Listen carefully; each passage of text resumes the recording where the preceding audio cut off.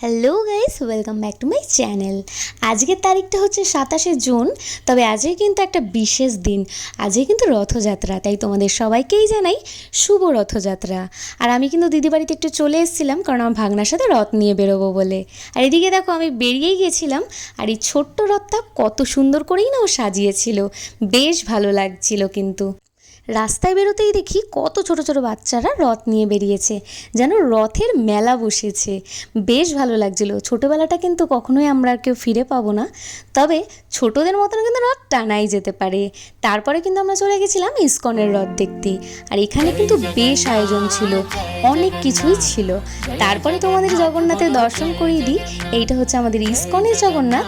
তোমরা কিন্তু মনে মনে যা প্রার্থনা করবে ভগবানের কাছে তাই পূরণ হবে। আর তারপরে তো আমার খাওয়া দাওয়া রয়েই গেছিলো, আর আমি কিন্তু বেশ খেতে পছন্দ করি, তাই তোমাদের কাছে একটু খাওয়া শেয়ার করেই দিলাম। খাওয়া দাওয়া কমপ্লিট করে আমি কিন্তু বাড়ির দিকে চলে আসছিলাম। তো আমার এই ছোট্ট ভিডিওটা তোমাদের কেমন লাগলো অবশ্যই জানিও, কমেন্ট করো। চলো টাটা।